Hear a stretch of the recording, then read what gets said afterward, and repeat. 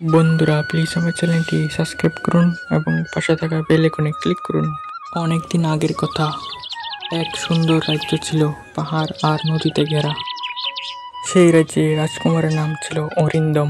রাজকুমার সাহসী ও জ্ঞানী ছিল, কিন্তু তার মনে ছিল একটা কৌতূহল, সমুদ্রের ওপারে কি আছে। দিন সে ঠিক করলো সে একা এক নৌকায় করে সমুদ্রে পাড়ি দেবে। অনেক দিন ধরে সে জলপথে চলল। একদিন সে পৌঁছালো এক অদ্ভুত দ্বীপে। দ্বীপটা ছিল সবুজে ঘেরা, কিন্তু কেউ সেখানে ছিল না। হঠাৎ করে এক বিশাল দানব রাজকুমারকে ধরে ফেলল।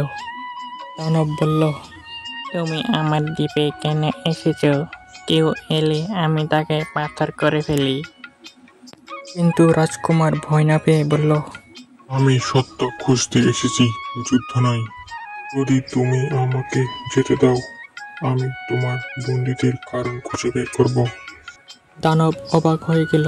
সে বলল, তুমি প্রথম মানুষ যে আমার সঙ্গে ভয় না পেয়ে কথা বললে। আসলে আমিও এক সময় রাজপুত্র ছিলাম। এক জাদুকরী অভিশাপে আমি এই দানব রূপে রূপান্তরিত হয়েছি। রাজকুমার প্রতিজ্ঞা করল যে সে জাদুকরের খোঁজ করবে। সে আবার যাত্রা শুরু করলো।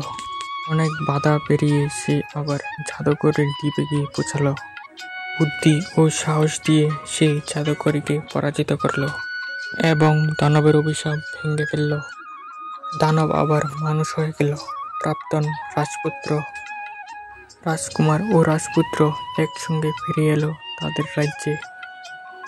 রাজা আনন্দে তাদের বীরত্বের গল্প সবাইকে বললেন। এই গল্প থেকে আমরা বুঝতে পারি যে সাহস, কৌতূহল ও সহানুভূতির মাধ্যমে সব বাধা জয় করা যায়।